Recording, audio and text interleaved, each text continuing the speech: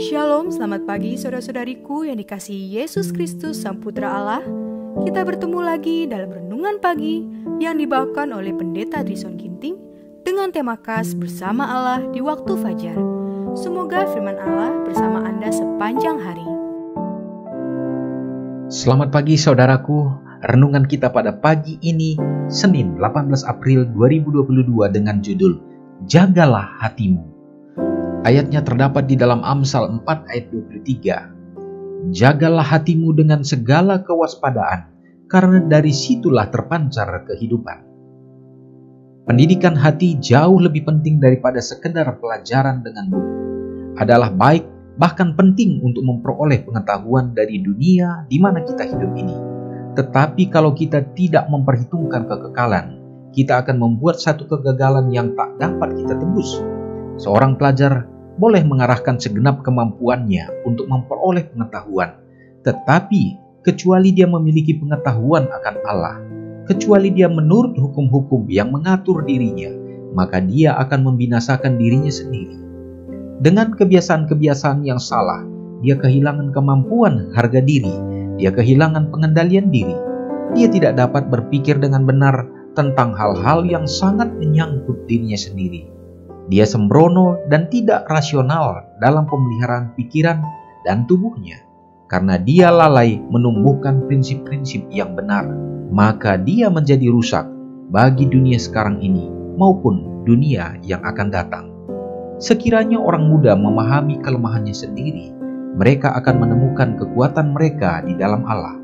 Jika mereka mau diajar olehnya, mereka akan menjadi bijaksana dalam hikmatnya, dan hidup mereka akan syarat dengan berkat bagi dunia ini. Tetapi kalau mereka menyerahkan pikiran mereka untuk pelajaran duniawi yang spekulatif belaka, sehingga dengan demikian berpisah dari Allah, maka mereka akan kehilangan segala sesuatu yang memperkaya hidup.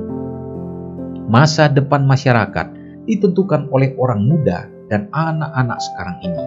Dan bagaimana keadaan orang muda dan anak-anak ini kelak tergantung pada rumah tangga.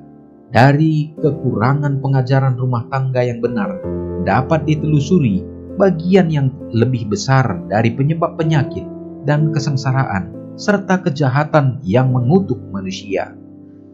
Kalau kehidupan rumah tangga murni dan benar, jika anak-anak berasal dari pengasuhan rumah tangga itu sudah dipersiapkan untuk menghadapi tanggung jawab dan bahaya dalam kehidupan, betapa suatu perubahan akan tampak di dunia ini. Saudara yang kekasih dalam nama Tuhan, perenungan kita memberikan poin-poin yang begitu penting, yang menuntun kembali bagaimana pembaharuan akhlak, moral, rohani itu berpusat kepada rumah tangga. Segala sesuatu yang terjadi di dunia ini, sikap, tingkah, dan tindak tanduk daripada kehidupan, terutama orang-orang muda, semua itu berasal daripada pembinaan yang ada di dalam rumah tangga. Pengaruhnya sangatlah besar untuk menentukan situasi dunia sekarang ini. Saudaraku, tentunya menjadi harapan bagi orang tua untuk melihat anak-anaknya ada di dalam kebenaran Tuhan. Tetapi tidak hanya cukup menjadi harapan, tetapi harus menjadi pergumulan bagaimana anak-anak itu, orang-orang muda itu dibawakan senantiasa di dalam doa, demikian juga di dalam pergumulan untuk mereka tetap setia di dalam Tuhan dengan membentuk tabiat mereka di dalam kehidupan rumah tangga, sehingga pada saat mereka keluar, mereka akan menjadi anak-anak Tuhan yang setia.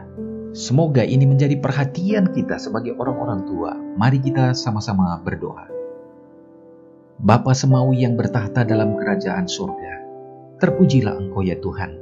Kami bersyukur dan bersukacita oleh karena kasih Tuhan selalu nyata dalam kehidupan kami. Kesempatan yang indah Tuhan kembali berikan untuk kami berjalan bersama dengan Tuhan, bahkan untuk bisa memperbaiki dalam kehidupan kami untuk semakin dekat kepadamu. Tuhan, terima kasih. Pekabaran firman-Mu lewat renungan ini mengingatkan kepada kami begitu pentingnya kami memiliki pengharapan, kerinduan di dalam kehidupan keluarga, terutama bagi anak-anak kami ya Bapa, supaya mereka bertumbuh di dalam Tuhan. Terkhusus kami berdoa pada kesempatan ini, memberkatilah kiranya orang-orang tua di dalam menuntun orang-orang muda, anak-anak yang Engkau karuniakan. Ya Tuhan, berikanlah kesabaran dan juga kebijaksanaan untuk dapat membawakan mereka menjadi anak-anak Tuhan. Dan juga terkhusus bagi anak-anak yang Engkau karuniakan yang hidup di dalam rumah tangga, biarlah itu membawa sukacita kebahagiaan bagi orang tua. Tuntun dalam pertumbuhan mereka seimbang secara fisik mental, terutama dalam pertumbuhan kerohanian mereka. Di saat meraih harapan dan cita-cita, semua itu berada dalam tuntunan kasih-Mu, sehingga mereka tidak akan pernah melupakan akan ajaran-ajaran kebenaran Tuhan. Dan melalui berkat Tuhan untuk meraih cita-cita mereka, biarlah semua itu juga menjadi berkat yang membuat mereka juga akan tetap setia dan menjadi tiang-tiang bagi gereja Tuhan, menjadi saksi kebenaran-Mu yang akan mempersiapkan mereka juga untuk mewarisi kerajaan sorga. Di samping itu ya Bapa, tentu orang tua ada yang memiliki pergumulan oleh karena anak-anak juga yang mungkin berada di dalam jalan yang tidak Tuhan kehendaki. Tuhan kiranya menuntun mereka ya Bapa. Engkau mengasihani orang-orang muda ini dalam semua permasalahan yang mereka hadapi. Biarlah Tuhan yang akan mengembalikan mereka untuk menjadi anak-anak yang membanggakan orang tua. Terlebih lagi mereka mampu untuk menghormati Tuhan yang senantiasa mengasihaninya. Ya Tuhan, di antara umat-umat-Mu yang bersuka cita pada hari ini, oleh karena merayakan hari ulang tahun mereka, Tuhan kiranya karuniakan selalu damai sejahtera dari surga.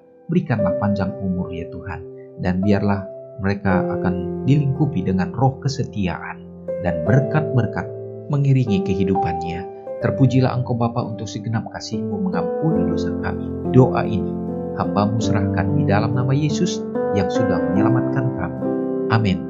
Selamat pagi, Tuhan Yesus memberkati. Ingatlah Matius 5 ayat 13-16. Biarlah kamu menjadi garam yang mengasinkan dan terang yang menyinari kehidupan orang lain. Jangan lupa subscribe, like, dan share ke seluruh dunia.